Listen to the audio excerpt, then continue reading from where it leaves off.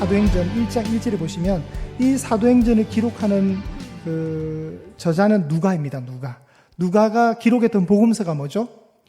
누가복음입니다. 그죠? 누가복음에 보면 데오빌로 각하여라고 소개를 하거든요. 데오빌로 각하에게 하나의 복음서를 썼는데 그게 누가복음이었고 2편이 뭐냐면 오늘 사도행전입니다. 그래서 누가복음과 사도행전은 동일한 저자입니다. 누가 썼다고요? 누가가 썼습니다. 누가가 데오빌로여 내가 먼저 쓴 글에는 오늘 본문의 1장 1절에 보시면 사도행전 1장 1절에 보시면 데오빌로여 내가 먼저 쓴 글에는 그러니까 내가 먼저 쓴 글이 뭐죠? 누가복음입니다. 그죠?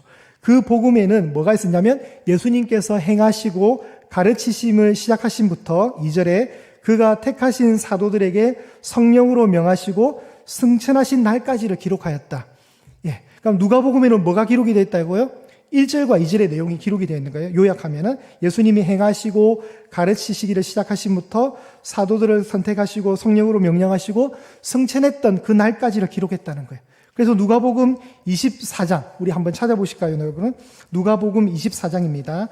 우리 사도행전 1장을 이렇게 딱 잘 찜해 두시고요. 누가복음 24장에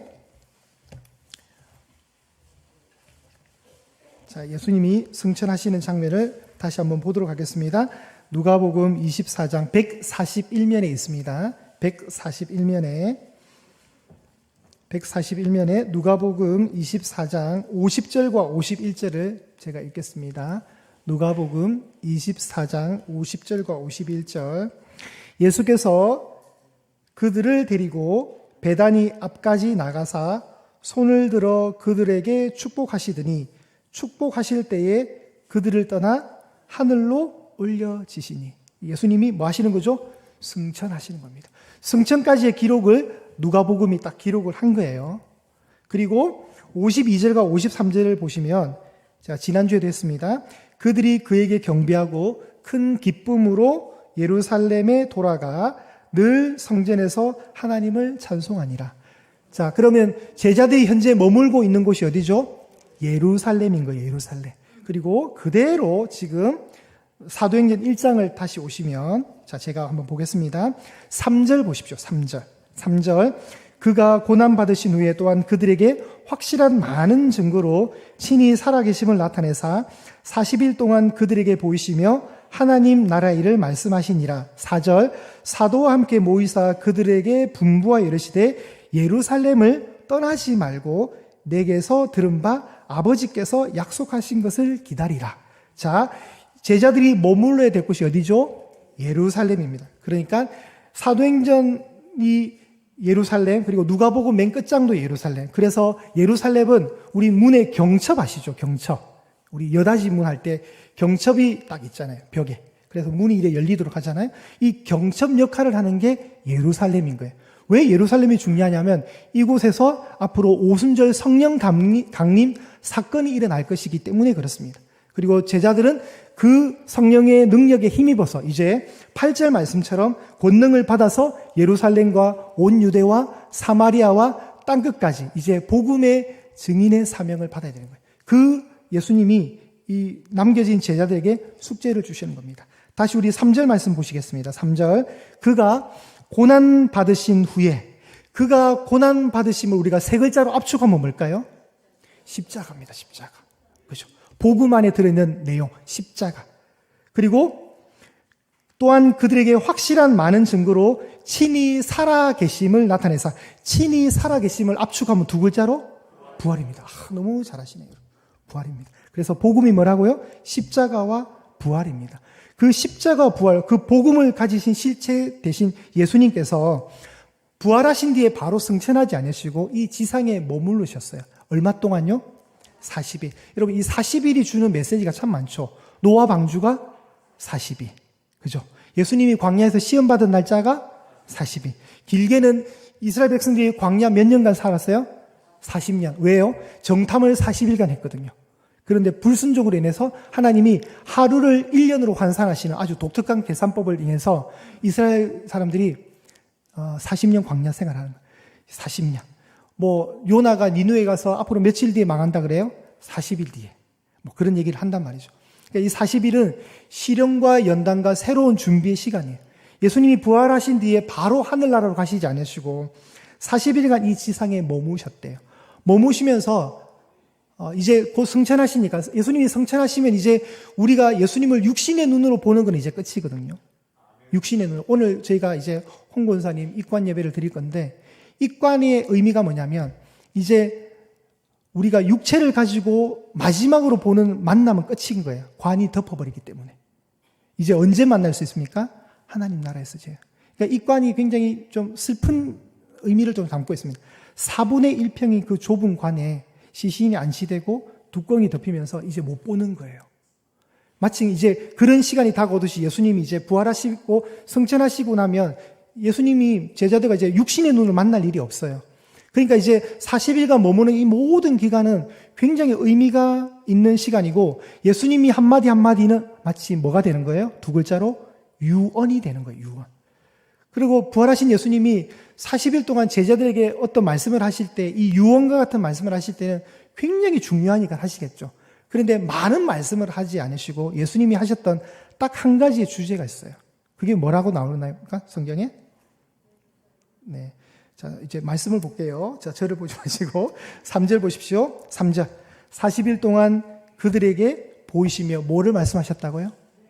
하나님 나라의 일을 말씀하셨어요. 자, 이제 이때부터 이제 졸리기 시작하시면 안 돼요. 제가 말했죠. 하나님 나라 얘기하면 이제 서서히 졸리신다고. 예, 하나님 나라 일.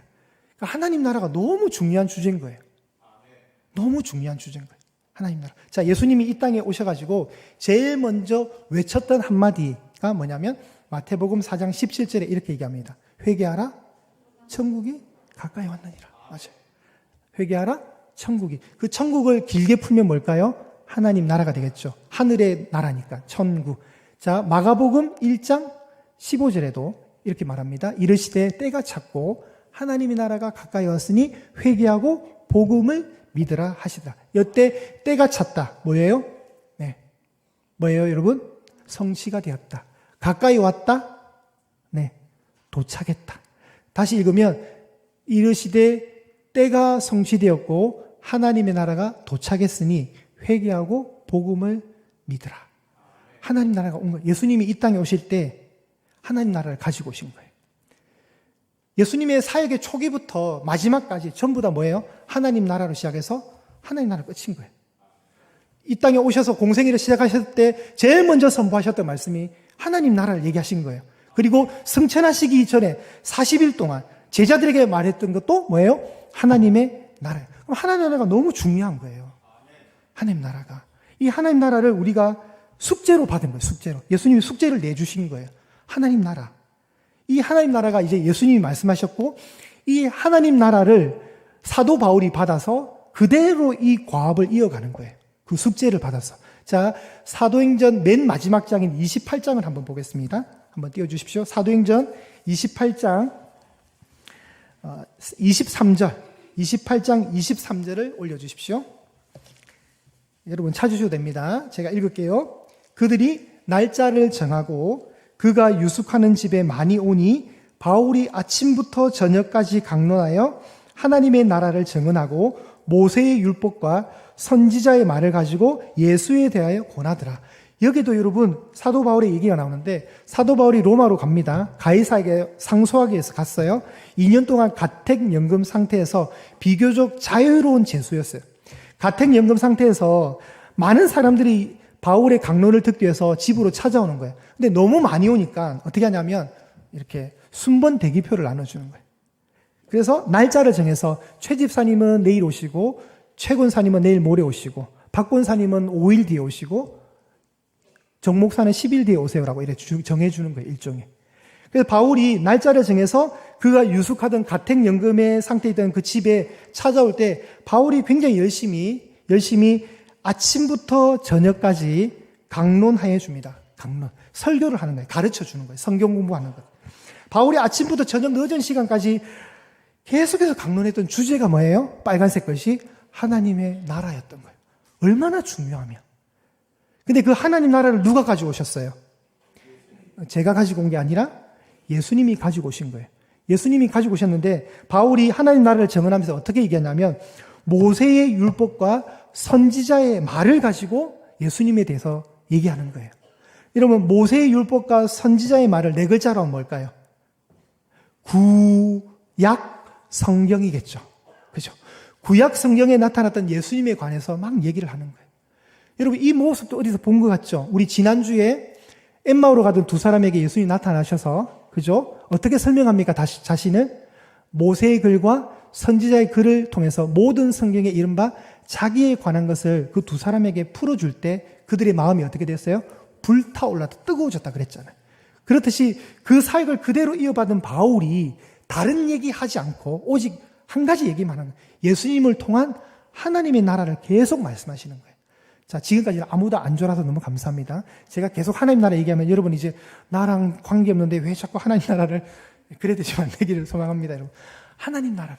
그러니까 여러분, 우리가 평생에 교회를 다니면서 잊지 말아야 될 이 5글자. 하나님 나라입니다.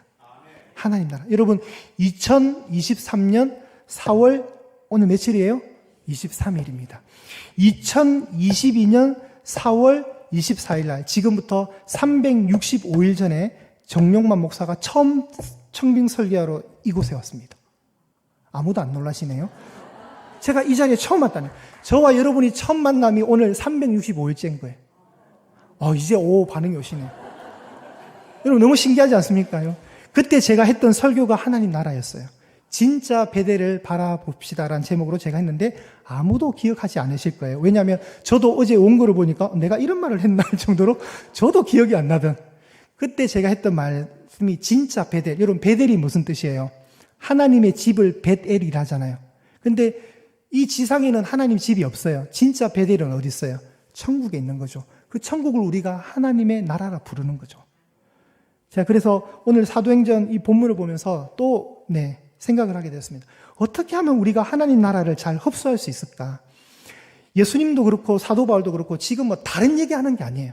복음의 가장 중심축 핵심이 뭐예요, 여러분? 하나님 나라인 거예요. 이것을 예수님이 가지고 오신 거예요. 예수님이 가지고 오셨으니까 어떻게 될까요? 우리가 그 하나님 나라에 포함이 될까요, 안 될까요?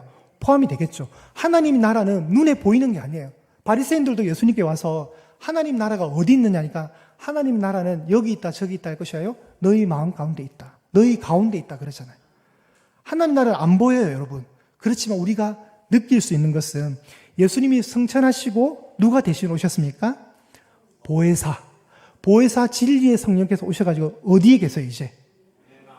옆 동네에 계시는 것이 아니라 우리 안에 계시는 거예요. 그럼 우리 몸은 하나님이 계시니까 뭐가 되는 거예요? 성전이 되는 거죠.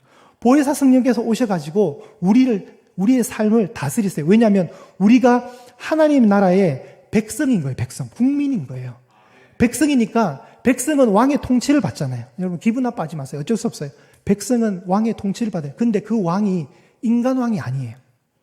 하나님의 영, 진리의 영께서 우리 가운데 성전 삼으시고 우리 가운데 내주하셔서 우리를 다스리시는 거예요. 우리가 그분의 통치를 받아요. 우리가 통치를 받으니까 우리가 여전히 쇳덩어리 몸을 가지고 살지만 함부로 사는 인생이 아니고 지옥 가는 인생이 아니라는 거예요. 그 하나님 나라를 우리가 느끼면서 살아가기 때문에 하나님 나라가 너무 중요해요, 여러분. 하나님 나라가 중요해요. 자, 우리가 고린도전서 15장을 부활장이라는 별명을 붙입니다. 13장을 뭐라 그래요, 우리가? 그거 아시네요. 사랑장이라 그래요. 15장을 부활장이라는데, 여러분, 공교롭게도, 고린도전서 1장에는 뭐가 나오냐면, 십자가 얘기가 나와요, 십자가 얘기가. 여러분, 1장에 십자가 얘기가 나오고, 마지막 장, 거의 끝무렵에 15장에 뭐가 나온다고요?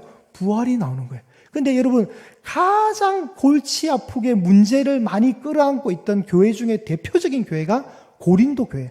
너무 문제가 많으니까 사도 바울이 편지를 2번이나 보내는 거예요. 그래서 전서, 후서가 있는 거예요. 얼마나 문제가 많았냐. 그 문제가 뭐였냐면 주로 이런 거였어요. 성도들끼리 싸워가지고 법정에 세상 법정에 가는 거예요. 서로 고소고발하는 문제. 음란의 문제, 결혼 문제, 그리고 우상재물 먹어야 되냐 말아야 되냐, 그리고 은사 문제. 막 이런 여러 가지 문제들이 많으니까 사도 바울에게 이걸 좀 해결해 달라고 편지가 와서 그 편지를 보고 답장을 써준 게 일종의 고린도 전서의 편지 내용이란 말이죠. 근데 사도 바울이 이 문제를 고민하면서 어떻게 해결점을 제시하느냐? 1장에 뭐가 있다고요? 십자가를 얘기하는 거예요. 십자가를 어떻게 얘기합니까? 1장 18절에 십자가의 도가 멸망하는 자들에게는 뭐라고요? 미련한 것이요. 구원을 받은 우리에게는 뭐예요? 하나님의 능력이라. 아멘. 이 하나님의 능력 십자가를 얘기하는 거예요. 유대인은 표적을 구하고 헬라인은 지혜를 찾습니다. 그러나 우리는 뭐를 구한다고요? 십자가. 못 박히신 그리스도.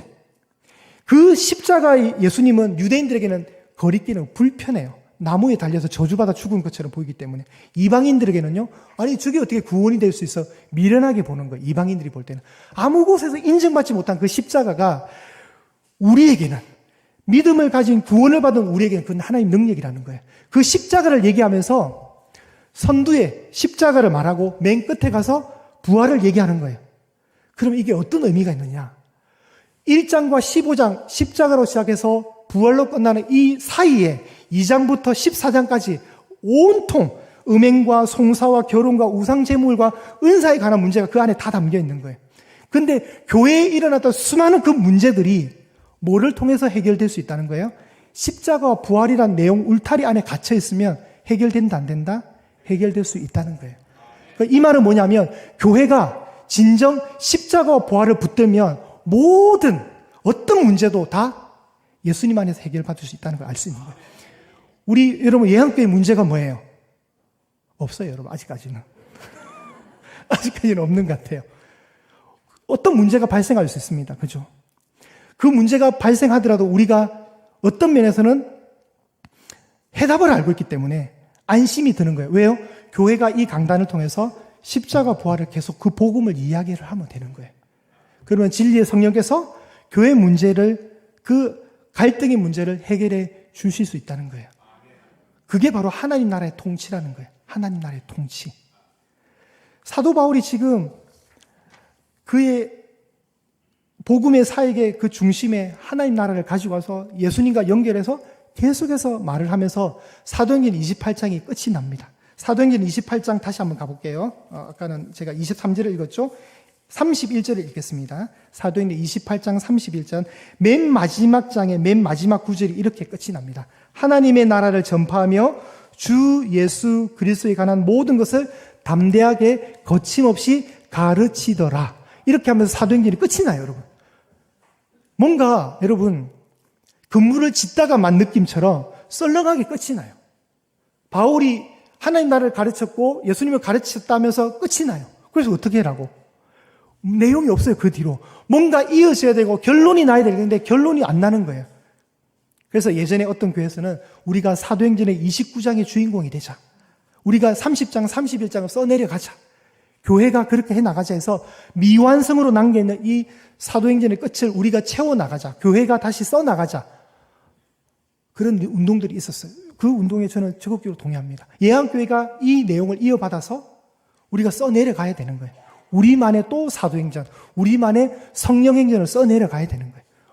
근데 그 써내려갈 때 두 가지를 놓치면 안 되는 거예요. 첫 번째는 예수님에 관한 이야기와 하나님의 나라에 관한 이야기.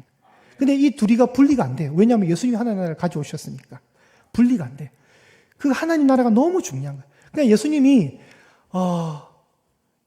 이 땅에 오셔서 사역을 활발하게 하십니다. 그리고 우리 주보에 보시면 맨 마지막 페이지에 우리 주보를 딱 접었을 때 맨 마지막 페이지에 예한교회를 소개할 때 이 3대 축, 교육과 전도와 치유. 어느 구절입니까? 마태복음 4장 23절입니다. 한번 띄워주실까요? 마태복음 4장 23절. 한번 읽어보겠습니다. 주보 보셔도 돼요. 예수께서 온 갈릴리에 두루 다니사 그들의 회당에서 가르치시며 천국 복음을 전파하시며 백성 중에 모든 병과 모든 약한 것을 고치시니. 아멘. 그러면 예수님이 저렇게 하셨다면 교회가 앞으로 사도행전 29장과 30장과 31장을 기록해야 되는 교회가 뭘 하면 될까요? 이걸 그대로 따라하면 되는 거예요. 복잡할 거 하나도 없어요. 예수님이 하셨던 일을 우리가 그대로 이어받아서 따라하면 되는 거예요. 이 자체가 뭐예요? 하나님 나라를 전파하는 거예요. 가르치고 전파하시고 고치시는 이 3대 사역이 교육과 전도와 치유의 사역이 교회가 해야 될 숙제인 거예요. 여러분 우리가 저것만 잘하면 돼요. 그래서 복잡하게 저도 고민을 많이 했겠죠. 이 주부를 어떻게 채울까? 복잡하게 할 거 없어요, 여러분. 이건 제 목회의 철학이자 우리 예한교회의 철학이 돼야 되고 예수님이 하셨던 거기 때문에 그냥 그대로 따라하면 되는 거예요. 원조라는 게 있잖아요, 원조. 그 원조가 예수님이시란 말이에요. 마태복음 4장 23절에 예수님의 사역이 세 가지로 소개되는데 공교롭게도 9장에 가면 마태복음 9장에 가면 또 나옵니다. 9장 35절에. 왜 또 나와요? 뭔가 이유가 있는 거예요. 예수께서 모든 도시와 마을에 두루 다니사 그들의 회당에서 가르치시며 천국 복음을 전파하시며 모든 병과 모든 약한 것을 고치시니라. 어디서 많이 봤잖아요. 사장에서 봤단 말이에요. 사장에서 봤어요. 사도행전이 여러분 하나님 나라로 시작해서 하나님 나라로 이래 문이 닫히듯이 마태복음 4장과 9장 사이에 이 두 구절이 나올 때는 이유가 있는 거예요. 여러분 이거는 이제 어렵습니다. 이때 절대로 조심은 안 돼요. 제가 이제 아주 지루하게 설명할 건데 여기서 어렵다 하면서 정신줄 놓아주면 안 돼요, 여러분. 한번 보겠습니다. 예수님이 때가 찼고 하나님 나라가 가까이 왔으니 회개하고 복음을 믿으라는 하나님 나라를 어떻게 했습니까? 선포하셨어요. 하나님 나라 선포하셨어요. 그리고 다음, 자, 마태복음 5장과 7장 요 사이에 우리가 흔히 아는 산상수훈이 나와요. 심령이 가난한 자는 복이 있나니 천국이 저희 것이며. 그렇게 시작해서 우리가 잘 아는 6장에 주기도문이 나오고, 그죠? 7장에 또 내용이 나오고. 그렇게 막 하면서 예수님이 가르쳤다. 그래서 여러분이 성경책을 보면 마태복음 5장과 7장은 전부 다 검정 색깔보다 갈색깔로 예수님이 설교하셨으니까 갈색으로 이게 입혀졌을 거예요. 그리고 나머지 8장에서 9장은 공교롭게도 예수님이 고치시는 사역을 해요.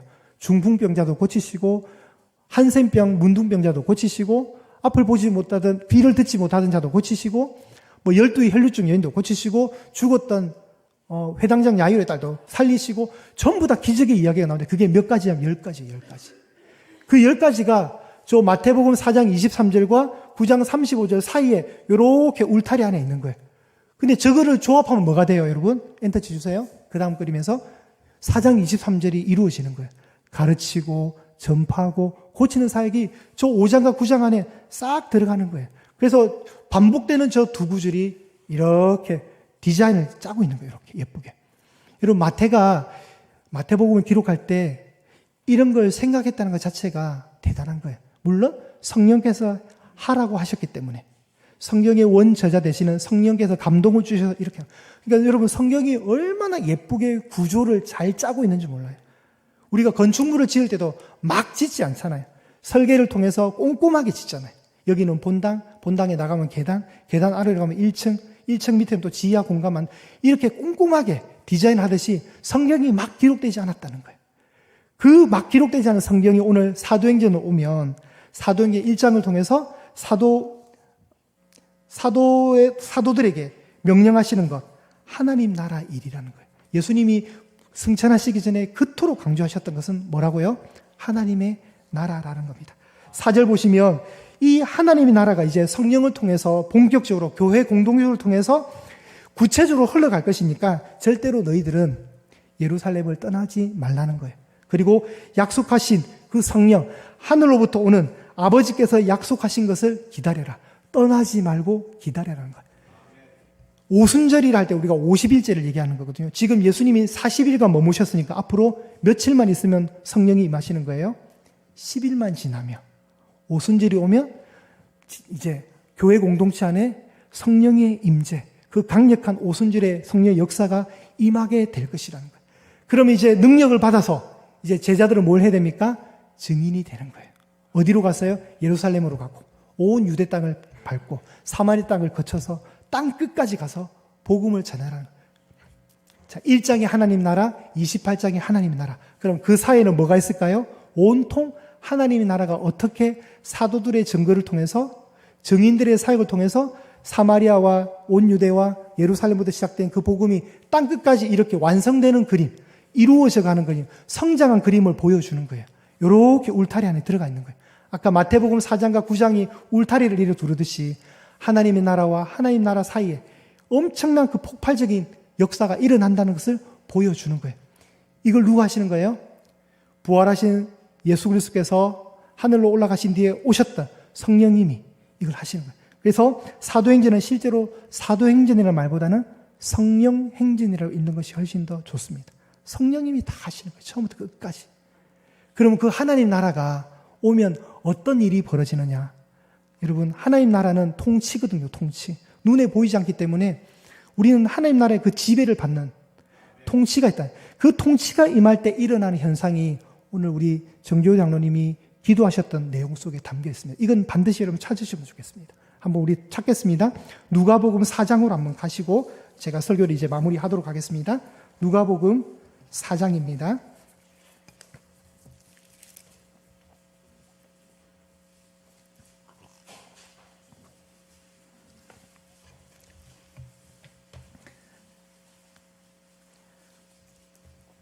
누가복음 4장 16절에서 19절 말씀을 보겠습니다.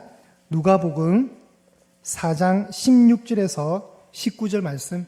예수님이 나사렛 회당에 들어가셔서 이사야 성경을 읽으실 때 일어난 일입니다. 16절에서 19절. 누가복음 4장 16절에서 19절을 제가 읽겠습니다. 예수께서 그 자라나신 곳 나사렛에 이르사 안식일에 늘 하시던 대로 회당에 들어가사 성경을 읽으려고 서심해 선지자 이사야의 글을 들이거늘 책을 펴서 이렇게 기록된 데를 찾으시니 곧 주의 성령이 내게 임하셨으니 이는 가난한 자에게 복음을 전하게 하시려고 내게 기름을 부으시고 나를 보내사 포로된 자에게 자유를 눈먼 자에게 다시 보게 함을 전파하며 눌린 자를 자유롭게 하고 주의 은혜의 해를 전파하게 하려 하심이라 하였더라. 아멘. 이건 여러분 마치 뭐냐면 이것은 예수님의 공생의 사역의 첫 설교이며 공식적인 취임식 설교와도 같은 거예요. 예수님이 이사야의 글을 통해서 18절과 19절 아주 중요한 본문을 얘기하십니다. 주의 성령이 임할 때 가난한 자에게 복음이 전파되는데 기름을 부으시고 나를 보내신 분이 어떻게 하시냐면 포로된 자에게 뭐를 줍니까? 자유를. 눈먼 자에게는요 다시 보게 함을, 눌린 자에게는요 자유롭게 함을. 이게 뭐예요? 이게 하나님의 나라가 올 때 일어나는 증상들이에요.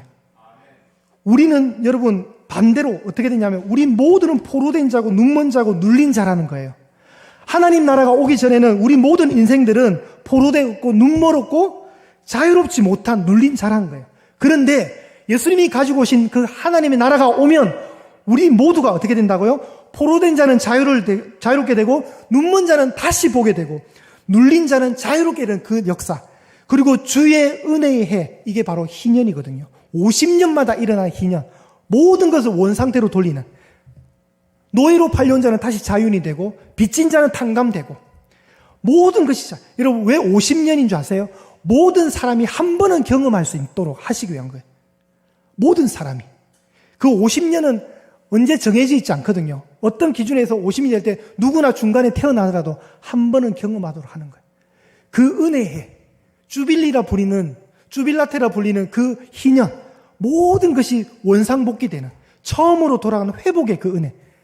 그게 하나님 나라의 능력인 줄 믿으시기 바랍니다. 이 하나님 나라가 올 때 이런 현상이 일어나니 어떻게 하나님 나라가 중요하지 않겠습니까? 여러분 예수님 만나기 전에 저와 여러분은 얼마나 처절한 자인 줄 아세요? 포로되었고요. 눈멀었고요. 눌려 있었어요.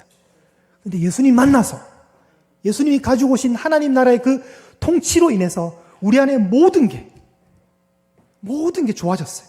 자유와 다시 보게 됨과 네, 이제 끝내라고 지금 벨이 올리고 있습니다. 설교가 마무리돼야 돼요. 12시네요. 네. 자유롭게 되는 은혜. 그 하나님, 여러분, 하나님 나라는 우리가 쉽게 간과했어야 될 문제가 아닙니다. 부활하신 예수님이 40일간 제자들에게 계속해서 가르쳤던 한 가지 강력한 주제, 하나님의 나라입니다. 그 하나님 나라를 우리가 혜택을 받는 자거든요. 혜택을 받는 자이기 때문에 누리셔야 돼요. 복음이 주는 그 감격과 은혜, 부활하신 예수님 주시는 그 하나님 나라 능력 누리셔야 돼요. 주눅들어 있지 마세요, 여러분. 움츠려 있지 마세요. 기죽어 있지 마세요. 우리가 보통 존재가 아니라니까요. 좀 사업이 힘들고 먹고 사는 문제가 만만치 않더라도 여러분 낙심해 있지 마세요. 여러분의 자녀를 한번 보세요. 여러분 자녀가 맨날 축 처져가 있으면 보기 좋으세요? 예수 믿고 하나님 나라의 백성이고 하나님 나라의 통치를 받는다는 우리가 맨날 짓눌려 있고 여기 다 자유를 주고 눌린 자를 자유롭게 한다는데 맨날 예전 모습으로 그거 아니잖아요. 부활을 알고 부활의 능력을 알고 소망하고 기쁨이 있다면 그렇게 살지 맙시다, 여러분. 내가 매일 기쁘게 이 나그네와 같은 순례길 행할 때 성령이 함께 계시잖아요. 그 기쁨을 누리십시오. 이때 반주가 나오주면 너무 멋있을 것 같아요. 여러분 그 은혜 속에 살아가신 저와 여러분 되시기를 소망합니다.